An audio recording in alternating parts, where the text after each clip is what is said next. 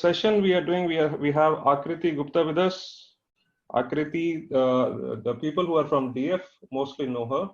So she's a systems thinking practitioner. She's also founder of a systems thinking based consulting company called Unbound, which use system thinking tools to work on the complex problems. She's also a guest faculty at IIM Calcutta. Calcutta, right, Akriti? Yeah. Yeah, I got that right. Okay. Yeah. And on systems thinking. And today's session is on demystifying COVID-19 using systems thinking. And I can't pronounce the word epidemiological analysis. I'm also going to struggle with that a lot, so I'm going to excuse myself at the beginning. So over to you, Akriti. Yeah, I will switch off my video for the time. All right. Thanks for introducing me. So I have done a lot of sessions with DF, and I'm happy to do more sessions. It's really good to hear from everybody over here. But yeah, this session, it's open for people beyond the community as well. As we go forward, a couple of tech issues that might be faced. I just know that my internet connection is going to be a little scratchy. So in case it goes off, I'm going to count on Harvinder to let me know if that happens. And I will try to reconnect as soon as possible, but it's very likely that that's going to happen. All right, and I'm also going to stop my video and I'm going to share my screen. What we are going to do right now is we'll introduce epidemiological modeling, a little bit about how it's done, a little bit about the parameters that are used, and then going forward, just try to understand, what are the modeling techniques that are used in systems thinking to make certain predictions. And then we'll do a live demo of one of the models that I've built.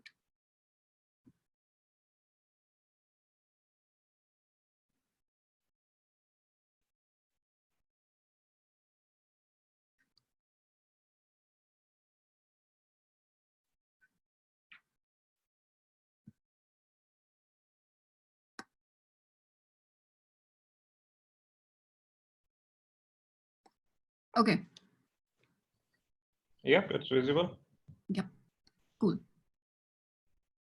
All right, so actually, maybe Harry, you'll have to do quite a lot of moderator work, because as I speak to this, I'm cognizant of the fact that it's 1 hour of speaking time, and I really like interaction. I really like questions as they come in. So we might open it up, after every little session to just ask any questions, just to hear from people how they're following through. Sure, it might be a little bit complex to understand as well. So I'm a little wary of going too fast or even, going too slow. So I would like to moderate the speed of what I'm talking about as we go forward. Sure. And for attendees, feel free to comment on in the chat section or ask questions in the Q&A. You can also raise hand if you want to speak in between, and I will unmute you. Yeah, let's go ahead, Akriti. Okay. So the first bit is that, instead of talking just about epidemiological modeling, I'll first introduce what systems thinking is. And I'm sure, 70% of the people over here, especially from DF, know what systems thinking is. And I have so far spoken about systems thinking in a more abstract or a, soft systems thinking perspective. Now today, what we are going to do is more of the hard systems thinking bit, which is a little more enjoyable for the tech guys over here, for people who enjoy maths. So epidemiological modeling is a very good case study to venture into that. And I thought it would be a good introduction to what, systems thinking does and how systems tools can be used to predict the evolution of systems over a long period of time. So we've already heard a lot about, the modeling that is being done right now. There are so many estimates. Neil Ferguson, for example, created a splash when he came up with the statistic that there will be 2 million deaths in the US and a similar number in the UK. That actually spurred the government into action as well. So there's a lot of criticism that he's received as from the model, but that's the first introduction of what this technique looks like. And we will be getting into detail of that. But I will just introduce you to some interesting models that have created a splash. So there's the Imperial College study. So that's the one I'm talking about. This model, I think it came out around the middle of March. And once it did, the British government, which had actually been having a very half-hearted, lackluster response to the problem, sort of was spurred into action. Boris Johnson also got sick, which is another thing that grabbed headlines. And this was a critical moment when the spread was about to really explode. And now there's a lot of people who say that his model was really not accurate because it could not predict, and the numbers are not going to look anywhere close to what he had predicted. But we have to take into account the fact that the timeline that has elapsed since then. So a month and a half, 45 days is a very, very long period of time in a model where you're experiencing exponential growth. And I'm sure that every one of you is getting exhausted looking at the numbers every day. While I have been tracking this for a couple of months now, and while it was very exciting in the beginning, but the pace at which every model, every number is outdated is actually a very difficult challenge that we're facing. Then there's the Singapore University model, which was shared. I've received a lot of WhatsApp messages around this also. So they predicted that the lockdown is going to end around May 21st for India, which does not seem likely at all. Not the lockdown, I'm talking about the peak, sorry. Then there are some estimates that came out, CDDEP, Ramanan Lakshmanan, something like that, his name is, I'm forgetting. So he came up with similar, large estimates. I think he went to 20 million for India. So again, this was a talk he had with Barkha Dutt, has been going viral, and it was shared around the time that the lockdown started. Then we had a BCG estimate which predicted that the lockdown is going to continue till June 25th or so, which is again not happening. Their estimate on how long this is going to pan out was also somewhere on the longer side, but they did not really engage on a modeling exercise so much. Then there's another interesting paper. This is actually a very mathematical, a very academic paper that came out. IISc wrote it in partnership with TIFR. They talk about unlocking the lockdown. And interestingly, some of their predictions were that Bangalore might already have faced the peak.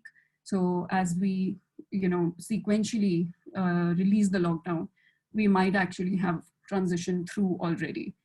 Interesting paper if you want to understand how the dynamics of modeling. So I would definitely recommend it. Then there's some studies being done by Ashoka universities.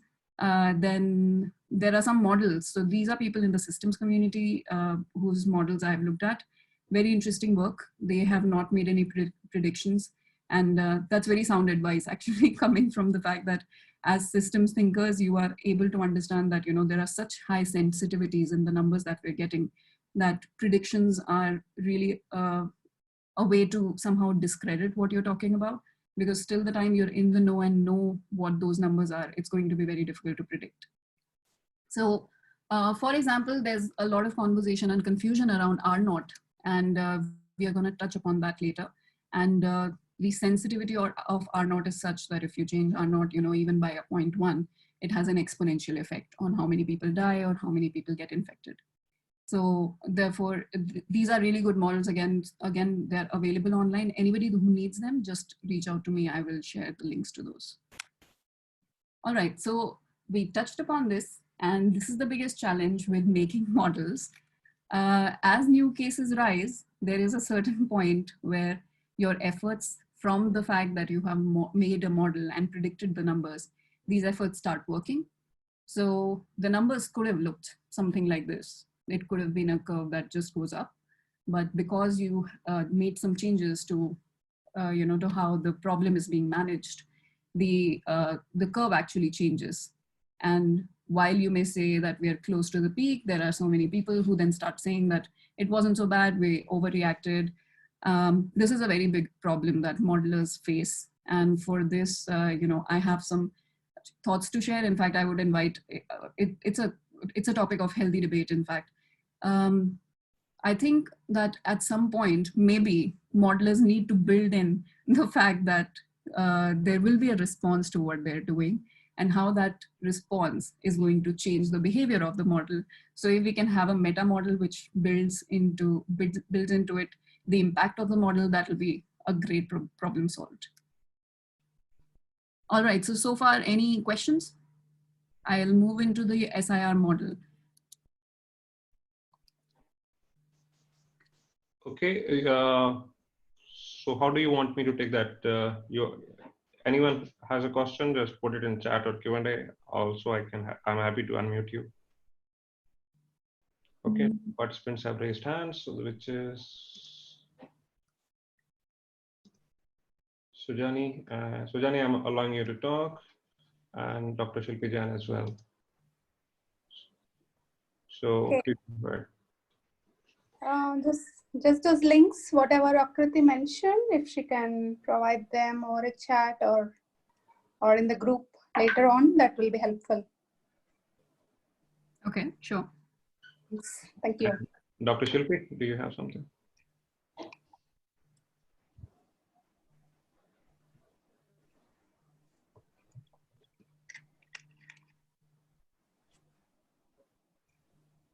Okay, we can go ahead, I think. Okay. All right, so is there anybody who's aware of the SIR model? I'm sure there's many people because we've been reading this every day. I would like to hear from people who understand the SIR model, can shed a little bit of light on it. So Mihir Mathur says he has. Let me just allow some people to talk. Akansha, are you able to talk now? Hi, yes, sorry, no, I just had a thought on the previous question that Akriti raised, which was, there were some simulations posted by New York Times and Washington. So I was curious whether those were systems thinking models or not. Okay. So the New York Times model, or the Washington Post model, if I remember correctly, that was a simulation that was done in which there's an interaction, there's movement between the susceptible and infected population. And as the contact rate goes down, they show what the curve would look like. Is that the one that you're talking about? Yes, that's the one. Okay. So, there are multiple modeling techniques, and systems thinking allows for modeling using, dynamic flows. But so I don't know what is the model that they use, but it's possible to get to the same answers with with different models as well.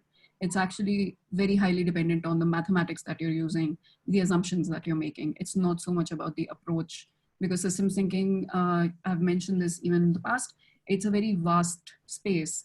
I could, in fact, share a quote that I was reading yesterday by John Sterman. He's a professor at MIT, and he's written deeply about business dynamics. He talks about how systems thinking ranges from being something that's mathematical to being something close to a philosophy as well. So it's very difficult for me to answer this question, but in short, simulations can be done in various techniques. Systems thinking is just another way that you would do it. I'm sure there would be a lot of people who do modeling, but they don't call it systems thinking, whereas they're using the same models. Okay, I also had Mihir Mathur who wanted to, who said he is aware of the SIR model, I think. Yep. Mihir, are you able to talk? I just enabled it for you. Yeah, hi. I'm just saying that yes, I'm aware of the SIR modeling. Hi, Akriti. Okay. Okay. All right. So I'm just calling everyone by first name, so please don't mind that. Yeah. Mm-hmm. Okay. Yeah, Akriti, go ahead. So I'll just explain SIR. SIR models are built out of 3 stocks. It's called the compartmental model as well. So these 3 that you see on the screen right now, these are 3 compartments which people move through as the epidemic spreads, as it dies down. And this gives us a good framework to understand what the dynamics of the model are going to look like. So we have a susceptible population at the beginning. In case of coronavirus, we right now do not know how many people have natural immunity. Therefore, we would say that, at time equal to 0, everybody is susceptible to the infection. But in most cases, there are certain, there are natural immunities that people have to certain diseases, but we don't know about it yet. So that's the universe, when I'm saying universe, I mean a universal set in mathematics. And so this on the basis of what you're modeling it for. So it could be modeled for, let's say, a Delhi or a Mumbai. It could be modeled for India at an overall level. This population is going to vary on that basis. Now, there is a flow that happens. So this is a stock, and it gets depleted over time because there's a flow from susceptible population to infected population. I would label this infected instead of infectious. So these are people who get infected. Now, how they get infected is through contact between susceptible and infected populations. So therefore, when you're shaking hands, the first thing that came out after coronavirus panic started was that people should stop shaking hands. And over time, the degrees of what we were talking about started increasing.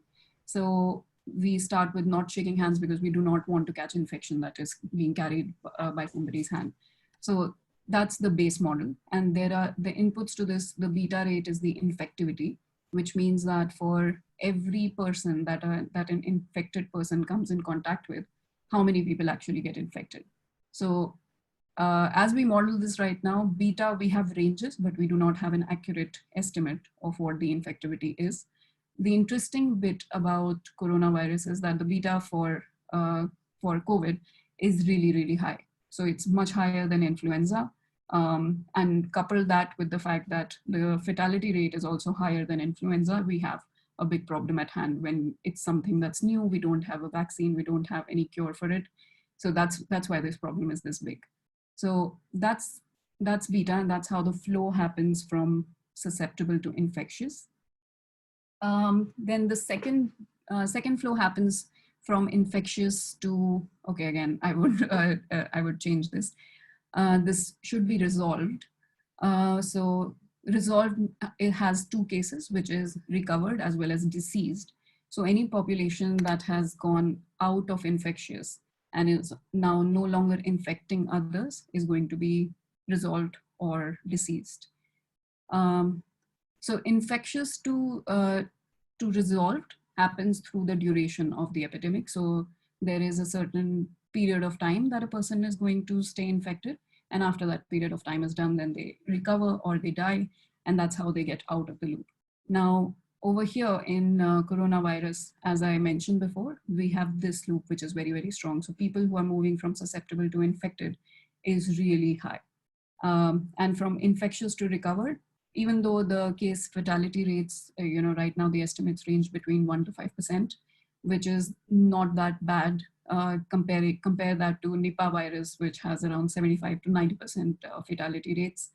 It's still a big number because so many people are getting susceptible just because this beta is really, really high.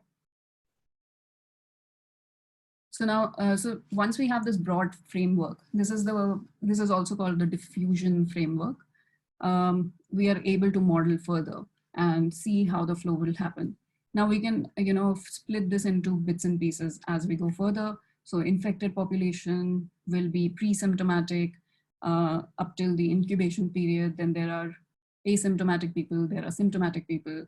Then there are cases which get critical or severe. So all of that, splitting can be done further. But at the very, very basic level, this is what the model looks like. All right, so now that we have that, I'm going to share with you a model. Just give me a second. Yeah. So Akriti, some people have asked questions around this. Let me just take one. So I think Avik is asking the equation beta into I into S is the total infected I. Yeah, it's the proportion. So I into S, I'll get into the equations. Okay. Yeah, I'll just share a few questions, see if you want to answer them now or later. Another is, would the different strains of COVID-19 lead to different parameter value? Is this considered in the model? Can you repeat the question, sorry? The question is from Harsha. She's asking, would the different strains of COVID-19 lead to different parameter value? And is considered in the model? So yeah, that's a good question. But again, I'm not an epidemiologist, but from whatever I've read, the mutations that COVID-19 is seeing are not really changing the parameters that drastically. So therefore, the mutation rate is pretty slow. And there are certain changes that happen as, the virus moves from one carrier to another or one person to another across geographies as well. But those are not really changing the parameters, as we build them into the model. Okay, and there is a question from Gagandeep. I don't think I've understood that. He's asking, is beta equal to R0 in this case? I don't know which case. Okay, so we will get into R0 later. So R0 is a confusing concept which people have introduced. Okay. And I think, journalists are talking a lot about it and confusing people even more. Even I struggled with getting a hang of it. But okay, and no, that is not.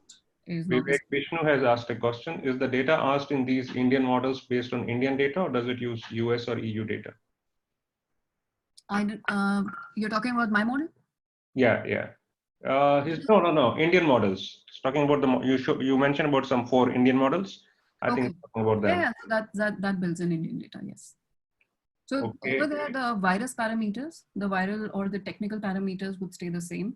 And there's a testing that's done within a certain range.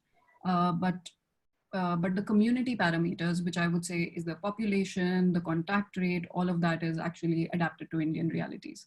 So for example, you would have a different contact rate in India compared to a South Korea. You would have,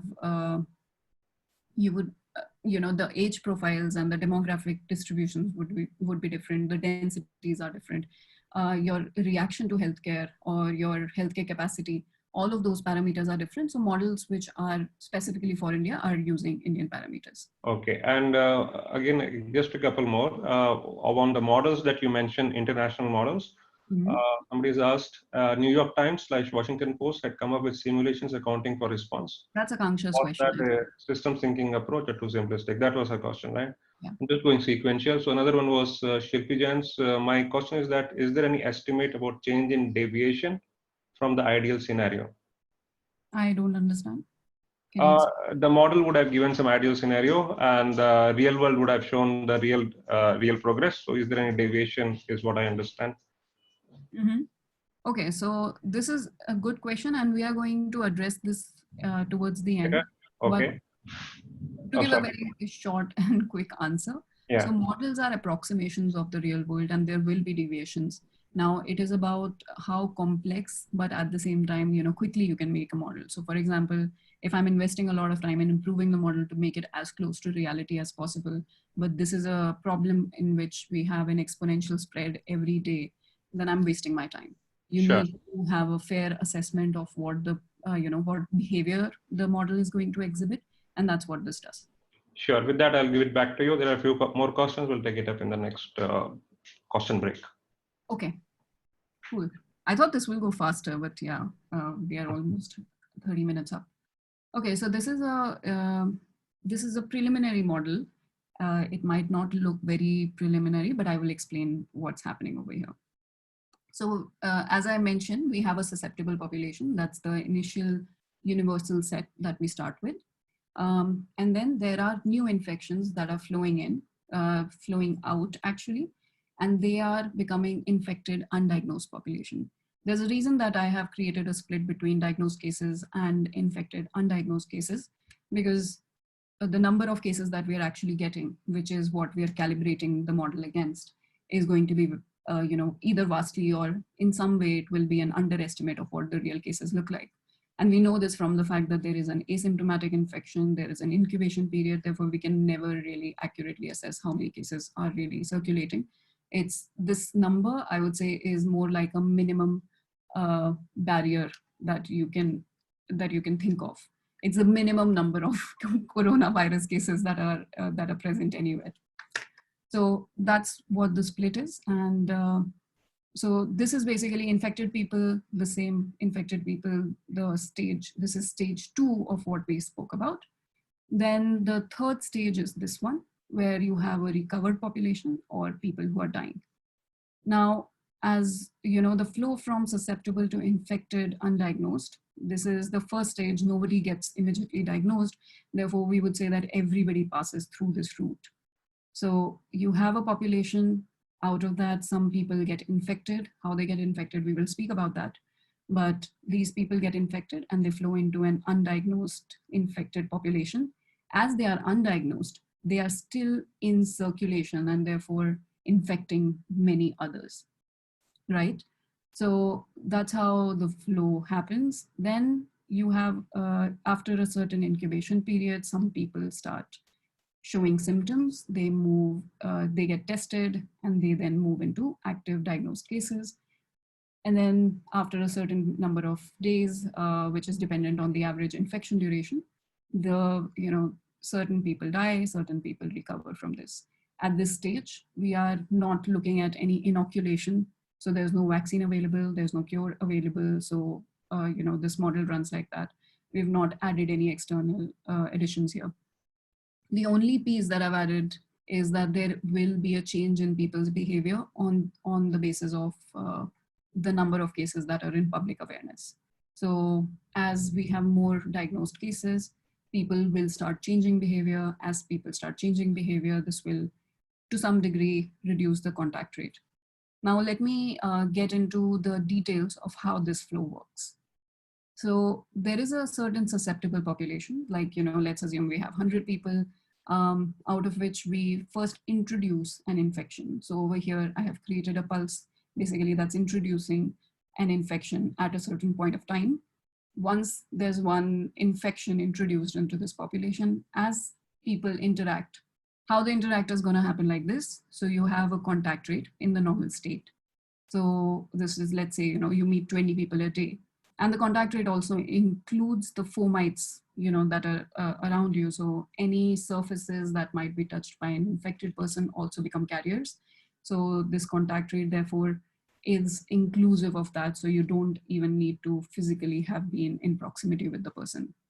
So so that's the contact rate. The effective contact rate takes into account the effect of diagnosis at time 0. This is going to be, the effect will be 0. So it's going to be the same as this. Then with this contact rate, there will be a certain contact. This is an absolute number. This is a rate. So the number of people that have come into contact with an infected person. So this is the contact between an infected and a susceptible person. As people come in contact, they become new infections on the basis of the infectivity, which is the number of new infections for every contact between an infected and a susceptible person. So all these variables put together are going to create a flow which moves people from being susceptible to being infected. But as they move to this stage, now everyone who has been infected in the previous time step will not yet know that they're infected, and therefore they will continue to behave like they're not infected. So these people will still be in circulation. So there's an incubation period, which is around 5.1 days according to the WHO. So for almost 5.1 days, this is going to be, of course, a distribution. The infected undiagnosed will continue to circulate within the population.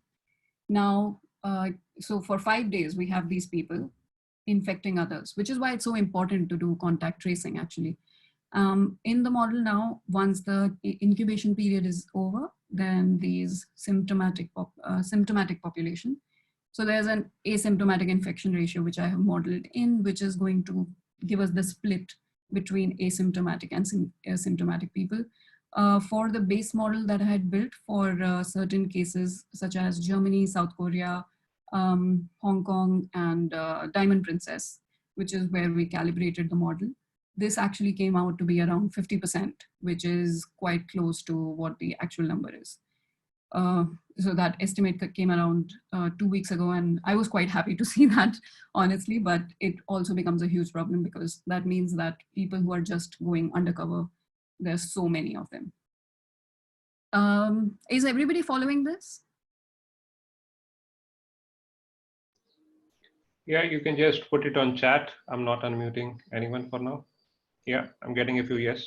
Yeah. Yeah, we can go ahead. Oh, okay. Great. All right, so, okay, I'm gonna talk about it later. All right, so yeah, so these people, as they develop symptoms, they get tested. The reason that there is no testing barrier over here is because we were looking at a base model, and in the base model calibrated against countries like Germany and especially Diamond Princess, where there was no dearth of test kits, for example. Everybody on the ship, almost everybody on the ship was tested. So therefore, to just get these estimates to understand what the viral, what the technical behavior of the virus is, we did not introduce any false barriers in the model. So these people, they get diagnosed as infected and they move into active diagnosed cases. So therefore you see that there's a certain delay. In fact, you look at this entire curve, you will see that, let's say somebody gets infected on day 1. Then they move through an incubation period, which can range, which is an average of 5 days. It could be higher, it could be lower. Then in real scenarios, there will be a certain time that it will take for you to access testing. And then you get diagnosed as infected. And then the next day you report it as a diagnosed case. So this number is actually lagging behind by at least 7 days, if not more. Therefore, for us to be able to understand the dynamics, you need to be keeping in mind that your confirmed cases will always be trailing behind what's happening over here. All right, so moving forward, this part of the curve is basically people who get, who are asymptomatic. They will not get tested. They will not be diagnosed cases, and there will be a cumulative number, which is going to be resolved cases, which we haven't heard about. Now, this is again an interesting problem that we're facing right now, because the RT-PCR testing does not give us information about whether or not somebody was infected. So the RT-PCR basically works in this duration. It does not work here. It does not work here. So therefore, till the time you can test people on the antibodies that they've generated, it's going to be very difficult to ascertain how much of a herd immunity we have built. And again, I'm going to touch herd immunity in a little more detail later. All right, so these become our active cases. Now there will be an effect. This will have a certain delay. How people get to know that these many people are infected, they will start changing their behavior. Then of course there are other behavior changes that are imposed by non-pharmaceutical interventions, which are NPIs. And then these cases, there are, every day there's a certain flow out of active diagnosed cases to people that have died or people that have recovered. So that's the base model. That's the way it works. We can take questions now. Okay, yes, feel free to raise your hand or put in a query or put in a question in the Q&A section, and I will unmute. Anyone who wants to speak up?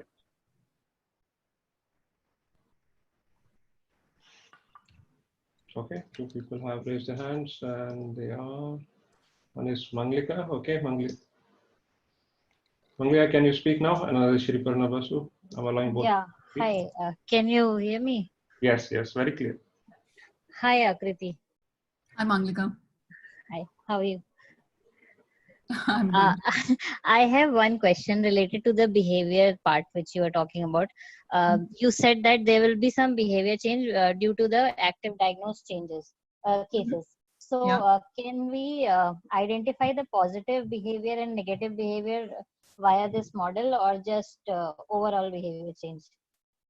So that depends on, what we want to model. We can definitely model the positive and the negative behaviors both. So I'm assuming you're talking about the violence, the fact that people are resistant to it and all of that. It's possible to model it, but again, there's a certain and its effect that, on the susceptible population, the effect of positive behavior and negative behavior. Can we identify it via this model? Can you repeat that? I didn't understand the last part. Like what I'm saying is that there is a behavior change which is happening. So it can be positive and negative both. Yeah. So due to that behavior change, the susceptible population will also change. So can we identify the effect of that behavior change on the susceptible population? When you're saying susceptible population will change, you mean more people will get infected? More or less, it's both way. Na? because of the behavior change. Yeah, so that's built in. Okay. So what here we are doing is that we're saying that public awareness is going to change behaviors. But when I say change behaviors, I'm specifically in this model talking about the reduction in contact rate. So there is a change in contact rate, which in a normal state, if say, you used to meet 20 people, now you're going to go out a little lesser.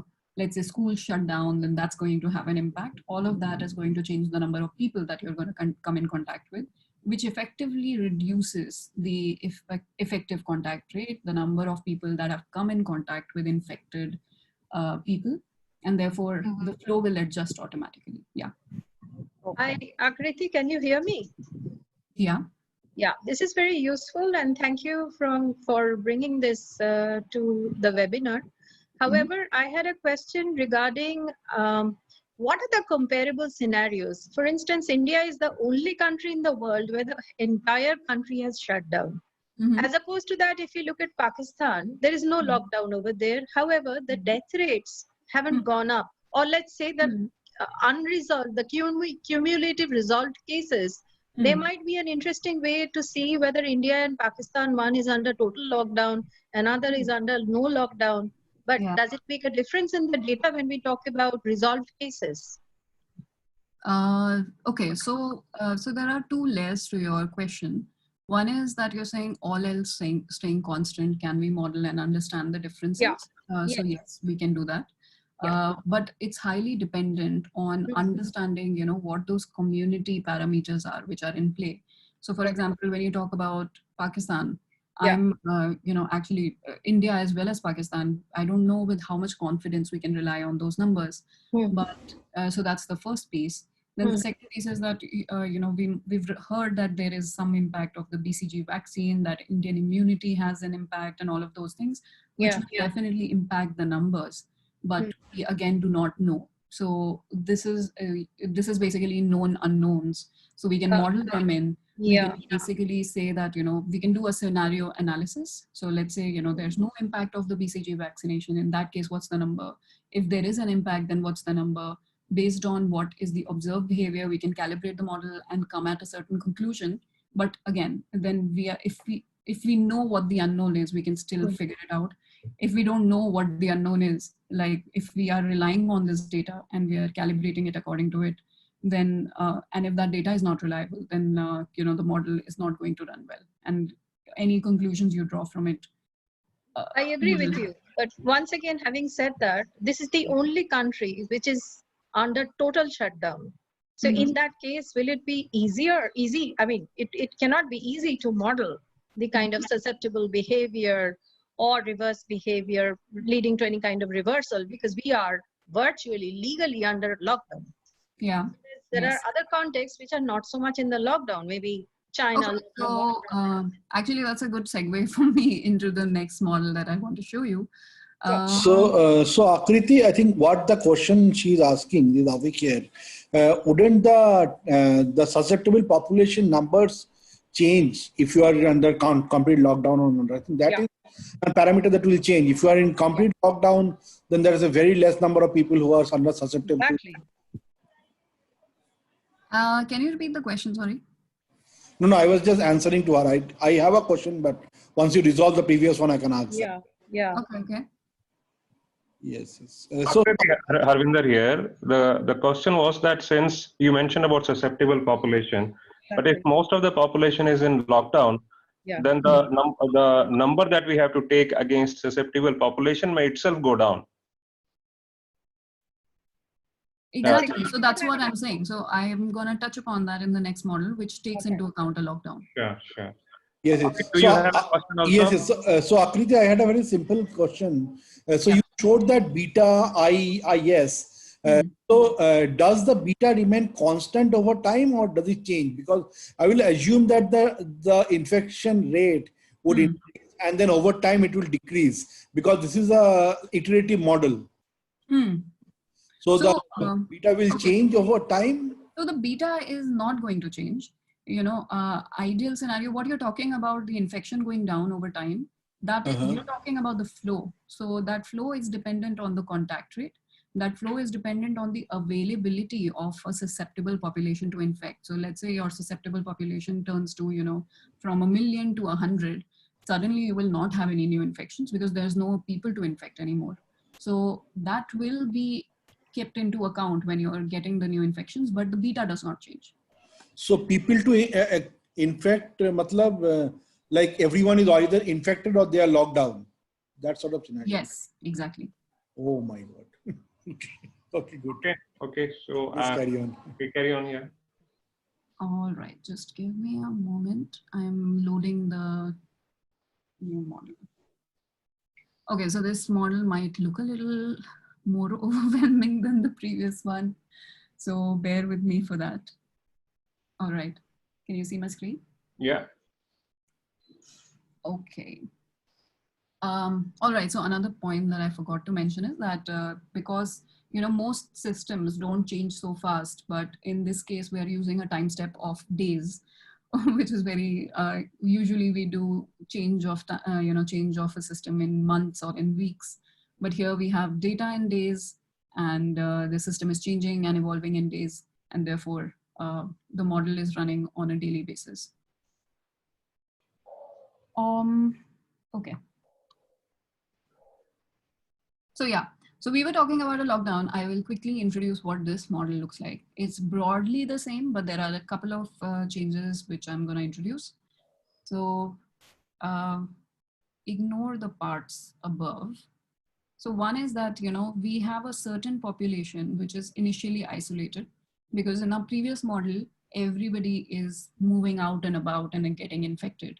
Whereas in the real scenario, there would be a certain population which is, let's say, in old age homes, or which is in remote areas, and therefore they're usually not susceptible. So we, in the beginning, isolate, let's say, around 10% of the population. Again, this is a simplistic model, so all the variables are not exactly accurate how they would be in life. If I was to model all of that, it would be very, very complex, and I can't go through that in 1 hour. So those are people who are already isolated. And then we have introduced a lockdown, which happens as, the number of deaths increases above 10,000. So as, so again, we've made it endogenous, which basically means that the model is creating that behavior. I'm not giving the model a certain day or time when the model changes. So on the basis of how we shift the dynamics, let's say, 10,000 happens 150 days later, the model will show a lockdown then. Let's say it reaches 10,000 in 10 days, the model will issue a lockdown right then. So that's one piece that has been added over here. So what happens when a lockdown happens is that 75% of the population will suddenly move from susceptible to self-isolated.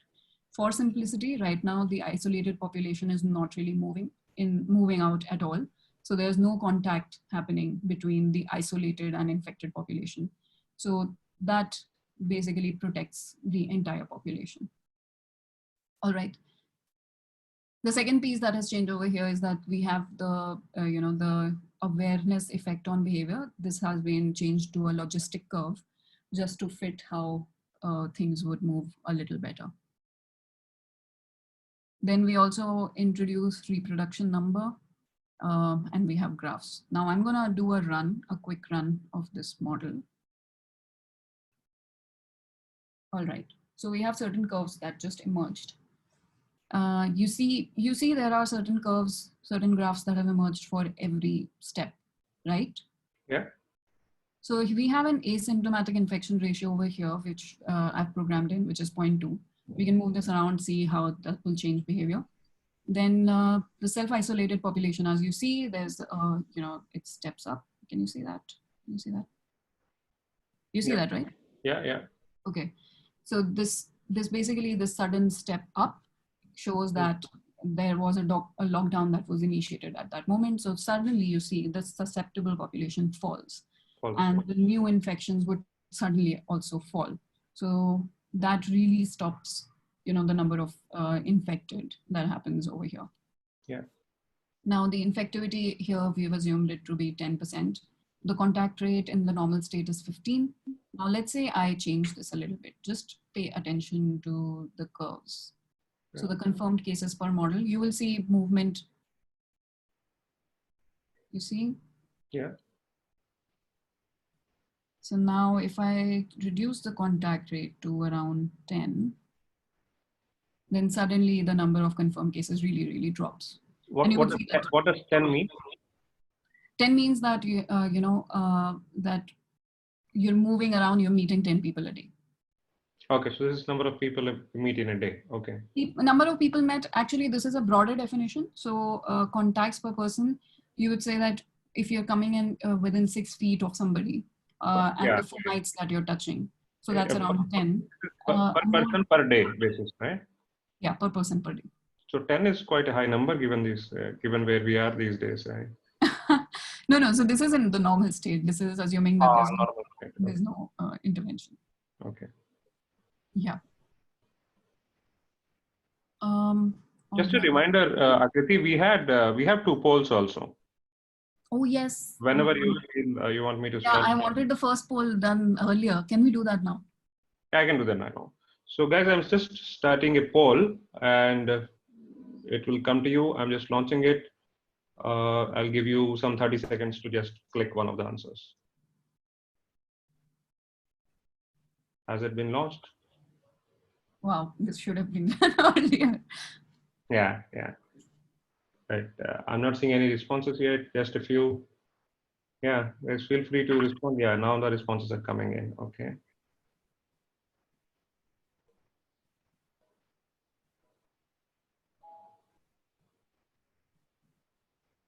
Yeah, a few more seconds and then we'll be done. Yeah, we have just a few people who have not answered.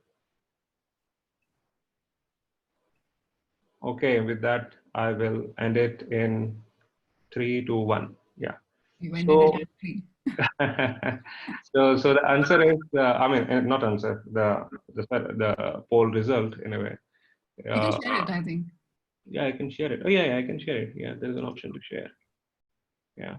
Do I see it now? Yeah. Oh, cool. Okay. So I'm interested in systems-based modeling. Is 2% and interested in systems thinking. I don't know what was the difference in that. So systems thinking, as I is my previous talks actually. Okay. So system thinking is like the superset. I mean, in that sense, modeling would be part of it. Yeah. So okay. So fair enough. And 24 people interested in COVID-19 and how it's going to evolve. Okay, I'm stopping the share. Yeah. All right. Okay, done. We can move on. And let me know when to start initiate the second poll. I think we are going to do it in another minute. Okay. So yeah, we changed the contact rate. Did people follow what happened as we move this? So you will see that the confirmed cases per model goes down. Yeah, we saw that. Yeah. The number of people that died also goes down. Yeah. So basically, this is the primary, the critical piece that really drives everything exponentially, and therefore controlling this is super important, which is what the lockdown is effectively doing. It's changing the contact rate drastically by moving people to isolated or quarantined, where they cannot really make any contacts. What's the contact rate in India now to be taken for this model during the lockdown? I think, in all honesty, the contact rate will be much higher than 10. That way, are we also counting the people we are in contact with at home? Yes. So, but the problem, when you introduce the people at home, that creates a clustering effect. So one property of this current model is that it's uniform distribution. So every susceptible person has an equal chance of getting in contact with an infected person, which is not how it usually happens. Infections spread in clusters, and not everybody is susceptible to the same infected person. So that is a clustering based model, which is a little, again, more complex from this introductory session. Yeah, also I think contact rate should be lesser, right? I mean, most of the people are in their house. So why would it be more than 10? Oh, you're talking about the current state. I'm talking about the normal state. No, I'm talking about the lockdown state. So in the lockdown state, actually, you can calculate it. It's basically susceptible population has a contact rate which is around this. The isolated population does not in this model have a contact rate. So you average the two out, you put weights to it, you will arrive at a much lower number. I think it should range between 1 or 2 in this in the current stage. Yeah. Yeah. Okay, let's go ahead. All right. So as you change the infectivity as well, let's say the infectivity goes up.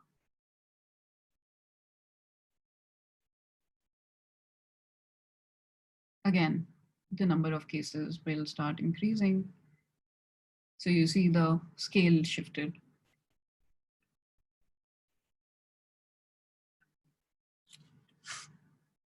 Yeah. So that's how this is happening. Now now what do you think will happen if we move the incubation period around? Yeah. We can launch. Yeah, we can do the second. Yeah. Yeah. I mean, if you increase the incubation period, the cases should increase. So that's a poll question. Let's have the second. Oh, okay. That was a poll. I forgot. That was a poll. Okay. I thought you were just generally asking now. Okay, guys, I'm launching the next poll. Okay, poll has been launched. 30 seconds again. Feel free to post. Is it visible? So I'm keeping the, okay, let me actually load the graph for active. Can you see the graph suddenly that popped up on my screen? Yeah, I mean, it's the same which we were sharing earlier. No. Okay, wait, I'll have to share the graphs separately. Okay.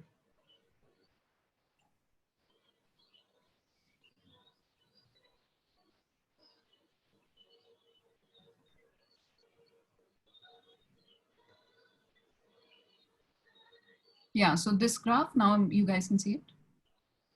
Yeah, I think they are answering the poll first. Yeah, I can see the graph.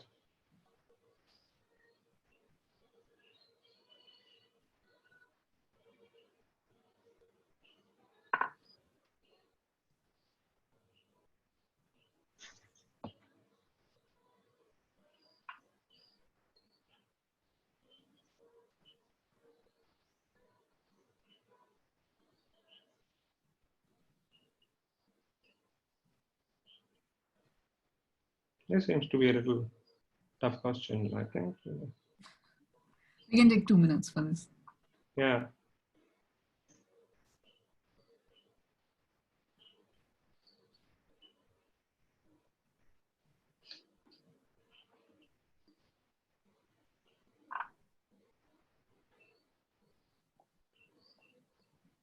For those who have not yet answered, giving another 15 seconds. Should I give a hint? Yeah, not fair to those who have already answered. Okay, I will introduce it later then. Let everyone answer, then I will give the hint. Yeah. Okay, so with that, I'm ending the poll. I expect a very nice confused result curve here. Yeah. Yes. It's visible. Yeah. Okay. 32%, 23%. This is a very good audience poll. Okay, I'm stopping the Right. share. So, no.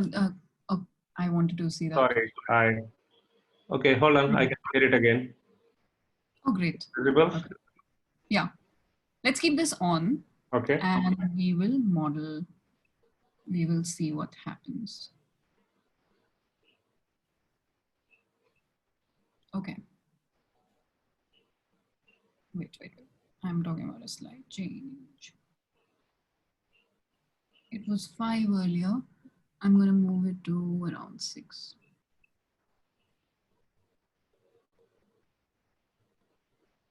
Sorry.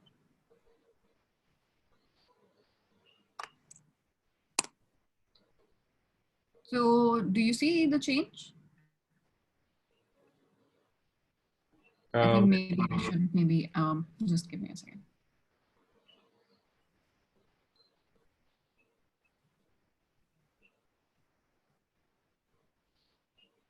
All right. Yeah. Now you can see my screen. Yeah. Okay. So we are looking at this graph. Wait. Yeah. So we're looking at this graph. Yeah. Right now, it starts rising up at around 20. Yeah. And it reaches somewhere around 140. 150,000. Yeah. Okay. Now, oops.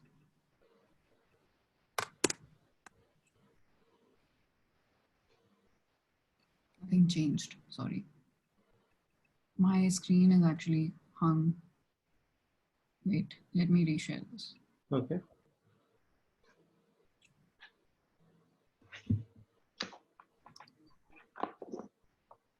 Also, the time is about to be up, so I have to really be quick. Yeah. So yeah, a time check. It's 4:30 now. How much more time do we need? Let me try to wrap it up in the next 10, 12 minutes. Oh, okay. We need to open for Q&A further. So, okay. My screen share is not working when I'm doing portion of the screen, so I'm going to have to do it the same way.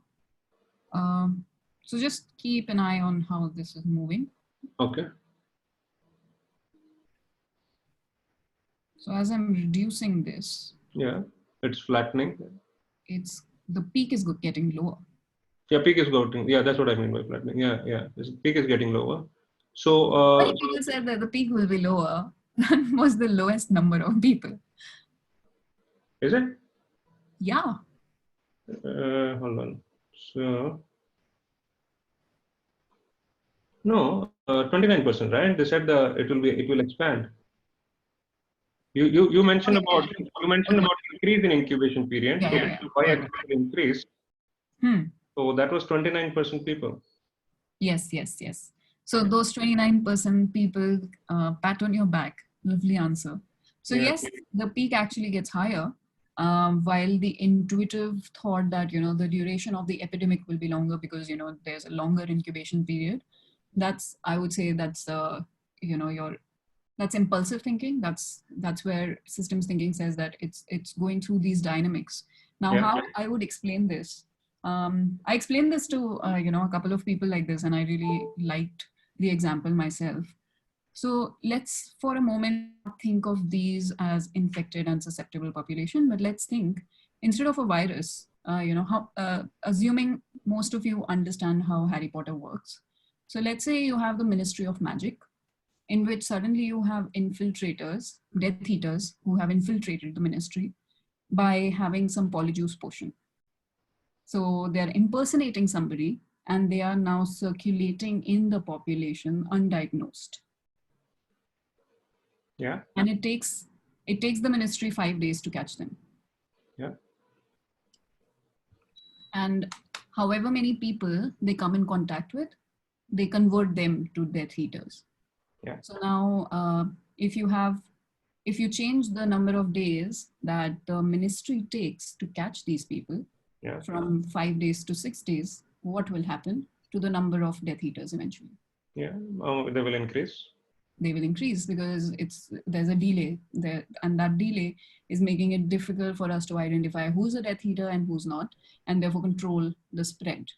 Yeah. So that's why there's a peak that's getting larger over here. Yeah, yeah, got you. Yeah. So that's the dynamic at play. So, all right, we've spoken about the lockdown. We've spoken about the behavior change. Shall I close the poll result? Yeah. That may be right. Yeah. Okay. Now, all right. So another piece that is interesting is as we increase the adoption of masks, what that effectively does is that your contact rate through air droplets is effectively getting reduced, both from an infected person perspective, so infected people being able to make contact, and from you as a receiver being able to accept that contact. And therefore that also drastically reduces this number. Yeah. So that's the impact of masks. All right, so I think, this is broadly the introduction to the model. Now, let me go back to the deck and wrap up quickly. Yeah. By the way, guys, thanks for the extension on this. Okay, so that was introducing NPIs. We'll have questions and wrap up, but a point that I wanted to share, this was an interesting piece, and I'm assuming my professor is also here on the call. So we had a very interesting conversation 2 months ago. This is around the end of February, a couple of days before the dreaded March started, where we were talking about this problem, how to model it. And I shared with him that, there's talk of reinfection as well. And that, the dynamics of this, we were discussing that. And he said to me at that time that it looks like susceptible population should be quarantined. And he suggested that, there's a thought that we might need a shutdown. And at that time, it just sounded so shocking. I was like, this is radical. I couldn't believe it, even though the dynamics were showing me that result. So with that, I would like to say that even though we can see the technical dynamics, sometimes it's very difficult to accept that as reality as well. So that's another difficulty with, with using models. Let's have some questions, then I will wrap up. Sure. Guys, I will try to open everyone one by one. So feel free to raise your hands. And if you're allowed to talk, please feel free to talk one by one though.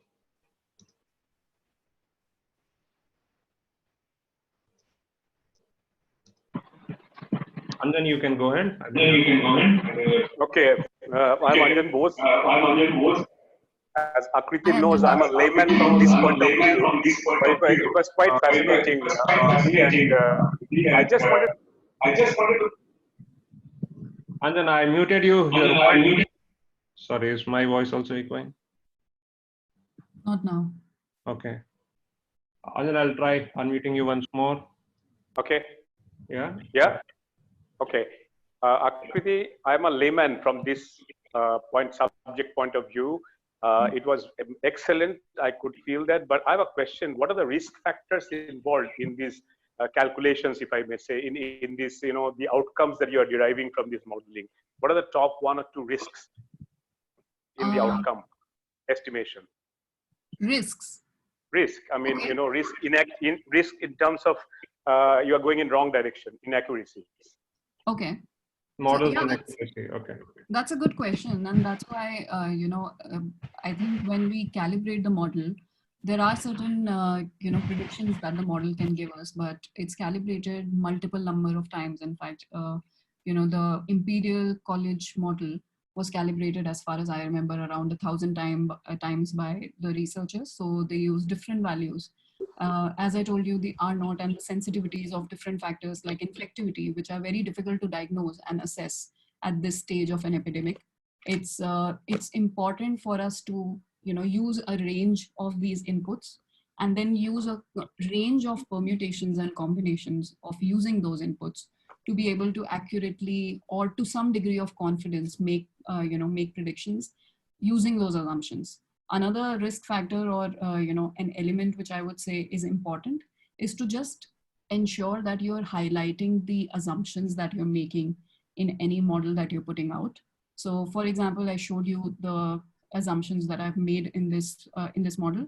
The population is assumed to be uniform, whereas it should ideally be clustered. That's the real world. Then there is no difference in the viral shedding across stages, whereas we don't have conclusive evidence, but there is some evidence that the viral shedding of pre-symptomatic people is very different from people who are infected and out of the incubation period, which has not been built into this model. So once I build in those, those sensitivities, those parameters, the model can make more accurate predictions. And then just highlighting what those assumptions are is going to be a very critical piece. Okay, thanks. Thank you. So Sujani mentions the model looked a bit complex. Mm-hmm. I'm sorry about that. Sujani, you can talk. I've permitted everyone to talk. Yeah, no, it's good. But then, yeah, just thought it's a bit complex from what Yeah, so I this have is seen. used in complexity, by the way. Yeah, no, but it's good. Good learning. Because the What's problem is the complex, maybe. full form of SIR means what? I would let Harvinder answer. This is a quiz question for him now. Yeah, they're not very easy ones. Give me some tough ones. That was susceptibility, infection, and resolution. Oh, okay, I missed that. Okay, thank you. Yeah. Harvinder is a very good student, so I really like having him in the sessions. Yes, thank you. Yeah, Raghu, you have raised your hand. Ask your question. Okay. Hi. Thank you for this. I just had a question on the asymptomatic rate. You mentioned it 50%. Is that did I hear you right? First of all, yeah, you heard me right. When I calibrated the model, it showed asymptomatic ratio between 50 to 50.5%, which is not a huge range. And then I compared it against what we saw in Diamond Princess. So Diamond Princess was the ship, if you remember, which was docked off the coast of Japan. Yes. Now in this ship, because it was a closed system effectively, so there's no leakages happening. Secondly, it was a system in which the testing was abundant. Therefore, it really fit with the way you would expect the spread to happen. And also in that model, the contact rate was around 57. So it's much, much higher than you would assume at other places, which again makes sense because you have a closed system, which is a very small, densely populated system, unlike a huge country where people are interacting, plus there are fomites as well. So you touch plates, you touch anything, it might be carrying the infection as well. So when my estimate from there was again around 50%, and the actual numbers after that case, there have been studies that have been going on around this. The estimate is around 46% for Diamond Princess. And I think 2 weeks ago, I've read many articles on this, that asymptomatic infection ratio, they have estimated to be around 50 to 55%. Okay, thank you. And Dr. Shilpi has raised hands. Dr. Shilpi? You're on mute if you're asking.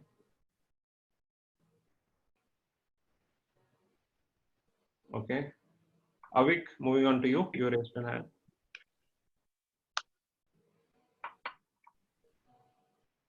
What's happening with those raising hands? Yes. I had muted myself. Yeah.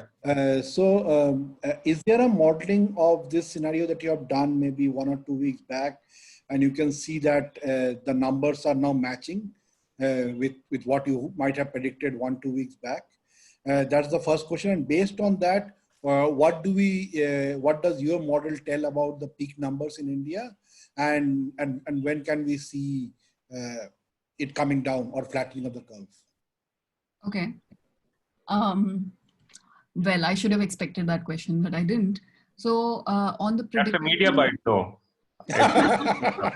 Whatever you answer the next statement, that's a media bite. That's a good point, maybe. Maybe I shouldn't reveal it. I should wait for the media to turn up. Okay, but yeah.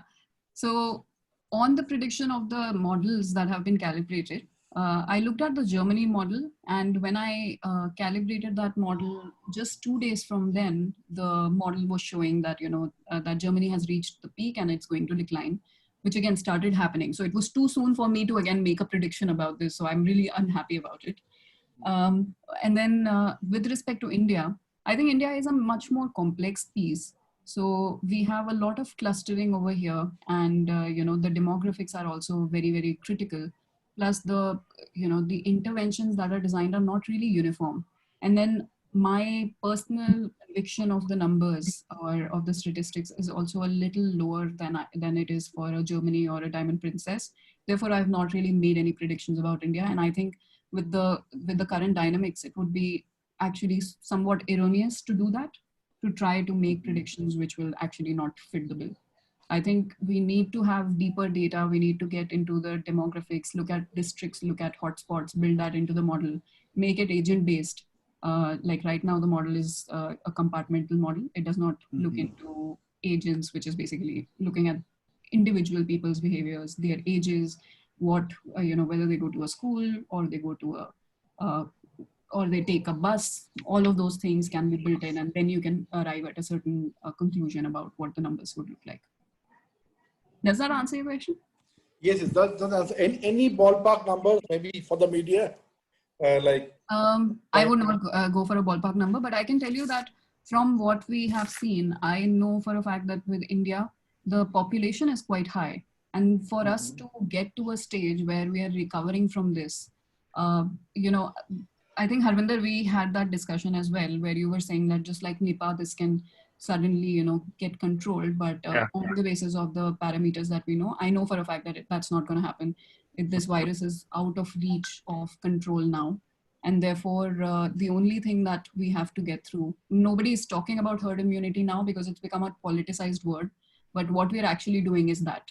And what herd immunity basically means is that through over time, you're building, you're letting people flow, which is why the lockdown is going to end very soon.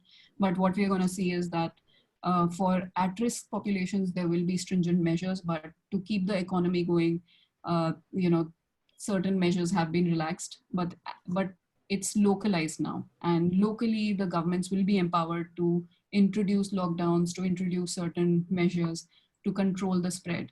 And I think that's actually a good way forward. We need centralized guidelines around what the country needs to do, but we need local decision making on how they will carry it out. And they have to do it at a local level, looking at the parameters, looking at how the spread is happening within their community. Because this problem, if we look at India's population as a standard, it's 1 billion plus that have to move through that flow. And if that flow gets too high, it's very difficult. If that flow is too low, it's very long. Therefore, we have to make sure that the flow is happening parallelly in different regions. So every district has to make sure that a certain trickle is ongoing. Akriti, this is Vivek. There's another parameter that is coming in media, which is the age of population. So people who are 50, 55 plus are more susceptible. They have got less immunity compared to people who are less than 50, 55. So is that also a criteria in your model? That's my first question. That should ideally be built in, yes. That would be a good way to estimate the number of deaths. Okay. And second question, based on what you just said about local control, there are certain reports that I have come across where different local governments are behaving differently. Example, certain states are not revealing the real data.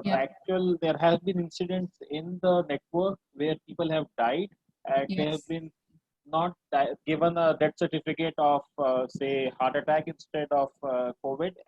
They actually were infected from the virus. So a lot of, and these are not rumors, these are some of the real statements I have got in my own network by a few localized governments. I'm not naming them because I want it to be a political discussion. But a lot of different local governments have got their hidden agenda. So that will also kind of complicate this control measure that central government has taken. What are your views?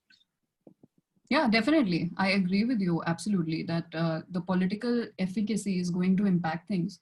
We look at Bhopal versus Bhilwara models. There's a huge difference, and that's because the local decision making has been quite different.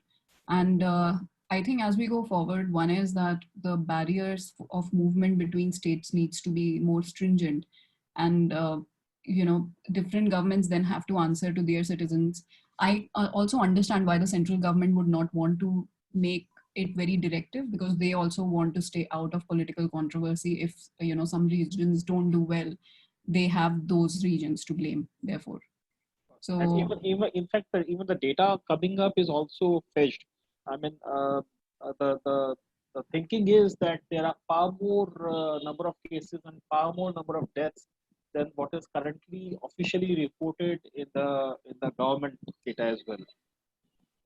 Yep, I agree with you. So, given all these scenarios, I mean, do you think, just to give a ballpark estimate, this whole thing may kind of die down or subdued in next 2, 3, 4 months, or is it gonna pass through this whole calendar year? I mean, I'm just giving you limit. I'm giving you outer limits, not exactly asking you to predict. But I mean, what are your views or your, I mean, your conclusions coming up, whatever play you have done with these models? Okay, so I think for that, one is that, to figure out what should be the cap of the flow, we need to look at the healthcare capacity for every district. And it's already happening. So, the Ministry of Health, etc. There are people who are working on estimating what the number of hospital beds currently are, what they could look like on the basis of, the spread, what the current capacity can be scaled up to because the states also have budgets and they are a little reluctant to create capacity which is unutilized. So that's a negotiation which is happening. Now, these are problems that are very difficult to model and predict. But at the same time, you would know that political will and efficacy is going to be a crucial input into how this pans out. As for a ballpark figure, I think, if things get really, really bad, then we will be out of it sooner. That's for sure. It's in effect and in summary of a stock and flow movement. How many people have to move from the susceptible to infected to recovered population. And again, we are yet to know what the immunity looks like once they're recovered. But assuming that, there is immunity, at least, which is going to last for a while, let's keep it simplistic at this point. If the flow is higher, you can move to the end quicker, but that means higher devastation in the wake of that movement. If the flow is lesser, then it will mean longer lockdowns. So we have to make a deal with the devil on this. Okay, so I think what I can sense from your answer is that we may surpass this calendar year in the current turmoil. This is what I can make out from your answer.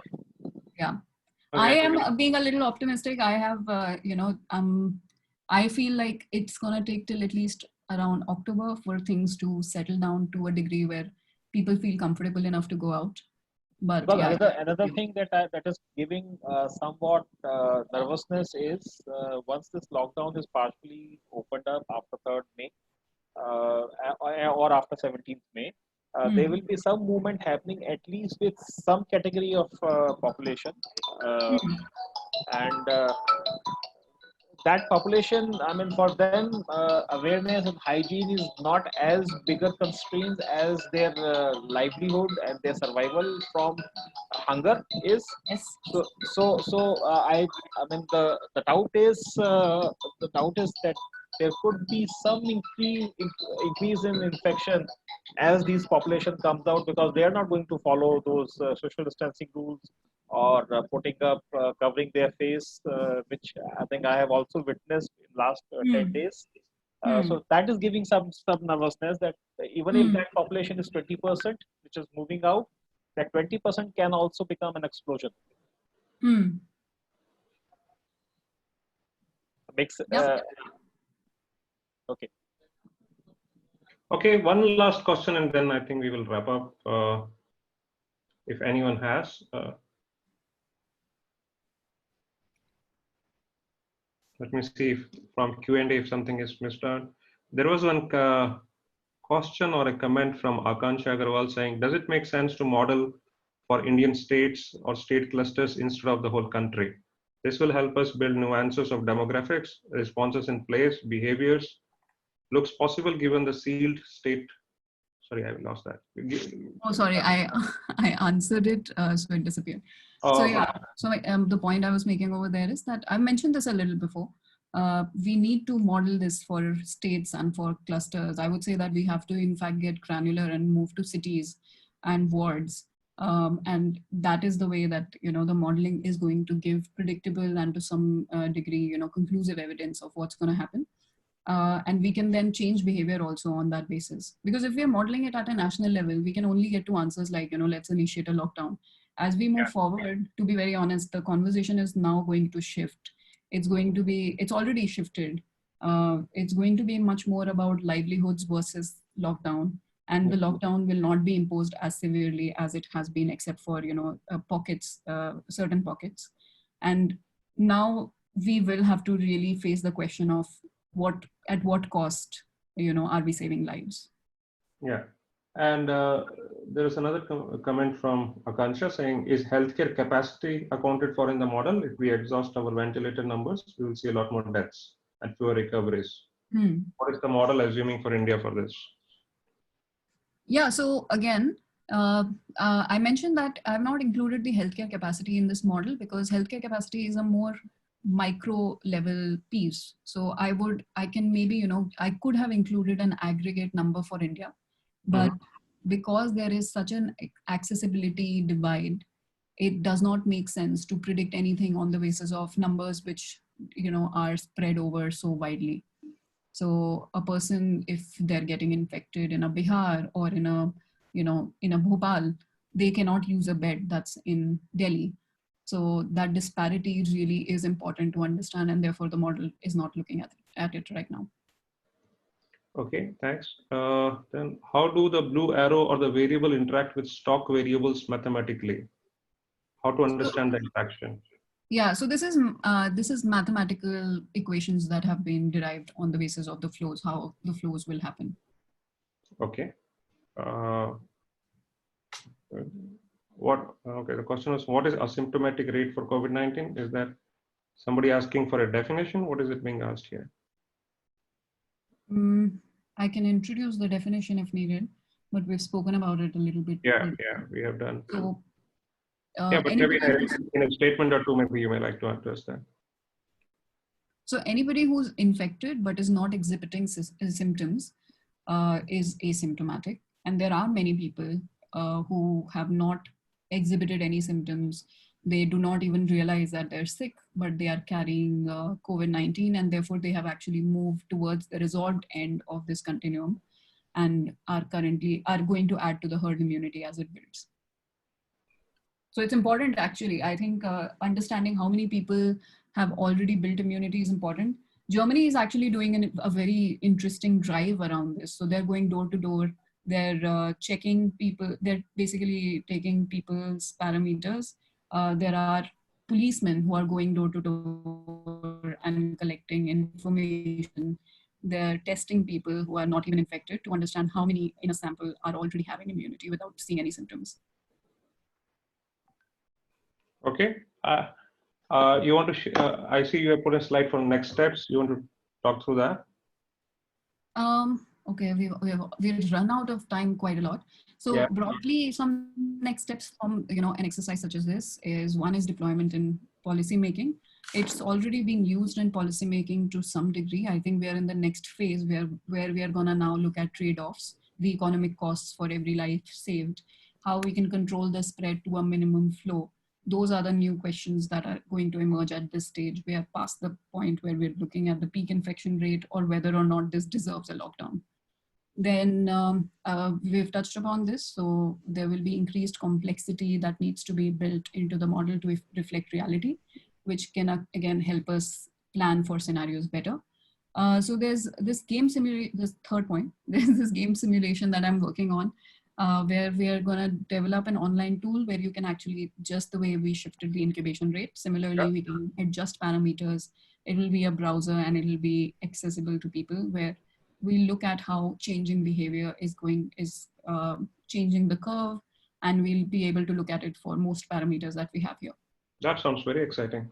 I think this would be a real game changer, Akriti. If this game simulation can be brought in, I think it will give a lot of different data, different views from different people. Yeah, people will be able to understand. And I think you may want to collaborate it with some university, because this can lead to a lot of PhDs going forward. This could be a PhD subject for many different disciplines in the university. Yeah. Okay, that's interesting. So you may, just a thought. You may want to collaborate with certain universities. Maybe Avik is here. If you can collaborate with him, and this could be a. Avik dropped, I think. Yeah. So this was so. Oh, he's there. No, I'm here. This could be an interesting new field opening up, where in next 3-4 years you will see a huge PhDs coming up. So this game simulation could be a good data input for that research. Yeah. Just a thought. Yeah, that's a good idea. So that's I would love to hear more about what your thoughts are of applications further. But yeah, just for ease of people to access this, I was thinking of introducing a game simulation, because this software on which this is modeled, it's quite complex, and it's not accessible to all. That's one of the biggest problems with it. Maybe we can talk offline. Maybe we can talk offline. And there's agent-based modeling that is possible with this. As I again mentioned, agent-based modeling would be where we are treating individuals as individuals, not as a huge population that is informed, and we can then code in the parameters for each of those individuals. And yeah, last but not the least, systems thinking is much wider, and this is one application of using the system dynamics tools to simulate behavior over time. We can actually also understand what the system's impact of the COVID crisis would be, from livelihoods to agriculture to food security, jobs, the economic outcomes that we can see, financial markets to some degree, but I'm not an expert in financial markets though. So I would step away a little bit from that, except if somebody is willing to support me on that. But yeah, so the questions that you asked, for example, Vivek, around the political efficacies, the difference around that, different states, how they behave, or Kerala behaves very differently in terms of understanding how disease is spread because of their previous experience compared to another state. Those are things that would have an impact, and those are behaviors and mental models that you need to change. For example, there's a reason that South Korea was able to arrest it. It's not really about the drive-thrus. It's about the fact that they recognized this as a problem, and it was not a political conversation at the get-go. Okay. So that's it from me. To wrap up, I would say that I would use this quote. So Donella Meadows, I really look up to her. She's an amazing systems thinker. So she says that always everything you know and everything everyone knows is only a model, and we all have our models of how the world works. We need to get our model out there where it can be viewed, invite others to challenge your assumptions and add their own. That's one of the reasons that I did this. I hope to hear more feedback. So feel free to reach out to me on my email address. My phone number is here. And I really appreciate you taking your time out. Akriti, just one, I see a question input again on R naught. Before signing off, can you just address that? Okay, what's the question? Can you please say more about R naught? That's the question. Oh, wow. All right. Who is this? Anonymous. Okay. All right. So, so R naught has many inputs. Let me share my screen quickly.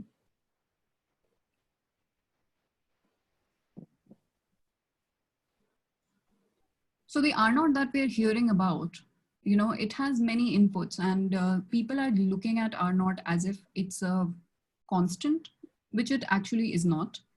R naught is dependent on a lot of contextual things. For example, one of the inputs is effective contact rate, which differs across countries. Then you must have heard that R naught changes over time, that there's a reason that there is a naught over there. So R naught is basically the reproduction rate when the entire population is susceptible, and it changes over time, which is what this curve looks like. So it's going down. So as your susceptible population goes down, the reproduction number goes down.